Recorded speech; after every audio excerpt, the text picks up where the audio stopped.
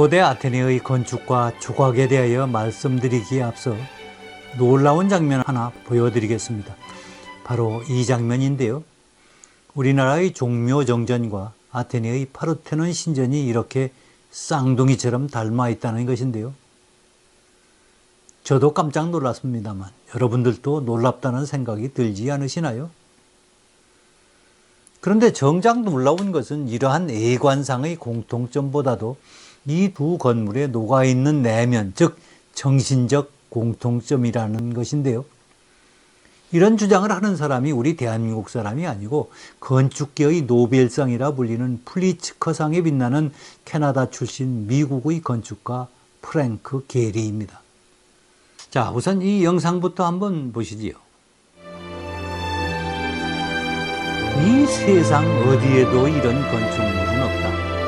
굳이 비교하자면 아테네의 파르테논 정도일 것이다. 이 말은 20세기 최고의 건축가라고 일컬어지는 프랭크 게리라는 분이 하신 말씀입니다.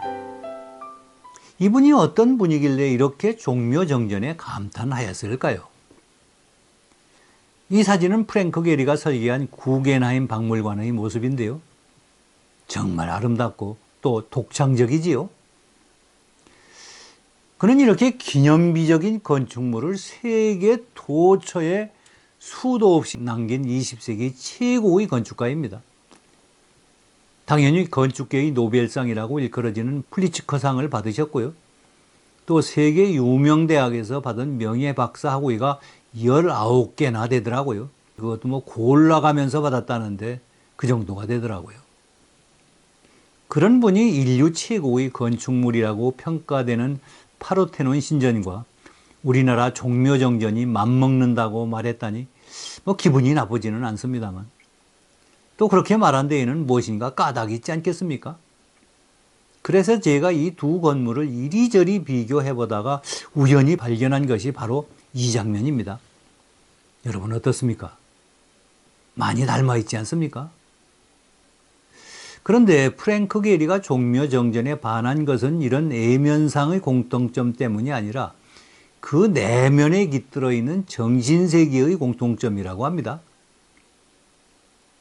네, 종묘정전을 전에도 한번 와본 적이 있었던 그는 두 아들과 두 며느리를 포함해서 가족들과 함께 한국을 다시 찾았고 그때 그는 가족들에게 종묘정전은 반드시 보아야 한다며 종묘를 다시 방문해서 가족들에게 이렇게 말했다고 전해집니다. 이게 얼마나 아름다우냐. 마치 아름다운 여인은 굳이 말로 설명할 필요가 없는 것처럼 누구든지 이 안에 들어서는 순간 저절로 종묘정전의 아름다움을 느끼게 될 것이다. 저 고귀한 단순함을, 조용한 위대함을. 그의 말을 한마디로 요약하면 종묘정전은 단순함으로 위대하다는 것이었는데요. 이 고귀한 단순함, 조용한 위대함이라는 말은 절제미를 가리키는 말로서 서양 미술사에서 라오콘 논쟁이라는 큰 논란을 불러일으켰을 만큼 아주 유명한 말입니다.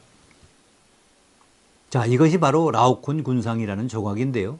라오콘은 트로이 전쟁, 우리나라에서도 이 전쟁에 관한 영화가 아주 대성황을 이뤘죠. 아무튼 이 라오콘은 트로이 전쟁 때 트로이의 제사장, 즉 신관이었습니다. 그는 예지력이 뛰어났다고 합니다. 그래서 그는 그리스 트로이 목마의 계략을 미리 알아챘다고 합니다. 그래서 그는 이것을 막으려고 사람들이 반대를 무릅쓰고 노력을 했는데 결국은 실패를 했습니다만 그 이유는 바로 그리스 연합군을 도와주던 포세이돈이 거대한 바다뱀을 트로이로 보내서 제사장 라오콘과 그의 두 아들을 죽여버렸기 때문이었습니다.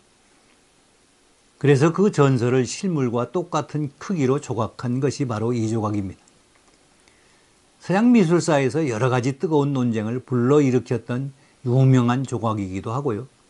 독일의 미술사학자 빈켈만은 이 조각이 고대 그리스 예술의 전형으로서 고귀한 단순함과 고요한 위대함을 아주 잘 표현한 것이라고 극찬했다고 합니다.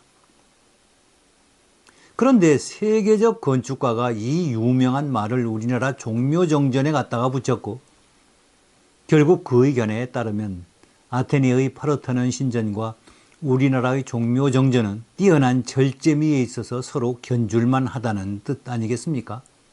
그런데 이 독일의 미술사학자 빈켈만이 라오콘 군상 조각이 고귀한 단순함과 고요한 위대함을, 즉 Noble Simplicity and Quiet Greatness를 아주 잘 표현한 것이라고 극찬한 이유는 이 주곡원은 라오콘의 일그러진 얼굴의 내면에 숨겨진 그의 위대한 정신, 즉 어떠한 위험 앞에서도 결코 자신의 뜻을 굽히지 않는 그 정신을 잘 표현했다는 것이었는데요.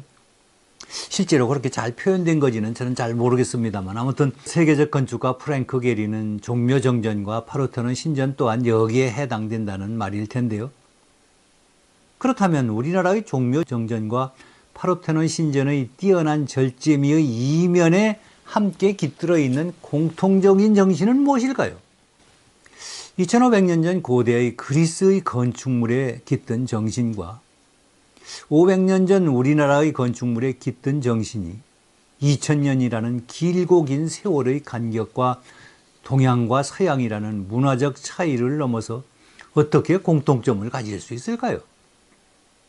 그리고 그 공통점은 어디에서부터 비롯된 것일까요? 그것을 밝히려면 델피 사원의 아폴로 신전으로 가보아야 합니다. 이것은 아폴로 신전을 복원한 모형인데요. 가운데에 기둥이 하나 보이지요. 그 기둥 위에는 낙소스의 스핑크스라는 조각상이 올려져 있었다는데 그 기둥 어디인가에 이런 말이 새겨져 있었다고 합니다.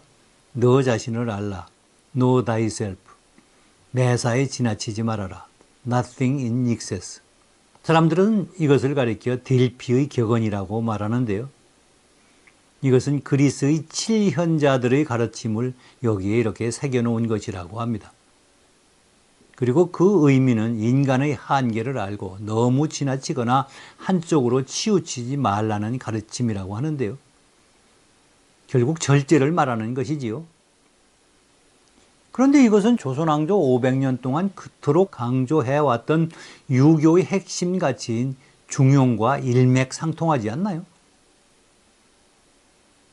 결론적으로 파르테논 신전은 델피의 격언이 가르치는 절제의 정신을 담아서 지나치게 화려하지 않은 절제미의 극치를 보여주었고, 우리나라의 종묘 정전 또한 유교의 핵심 가치인 중용의 정신을 담아서 고귀한 단순함과 고요한 위대함을 절제미로 잘 표현했다는 그런 결론에 다다르게 되지요.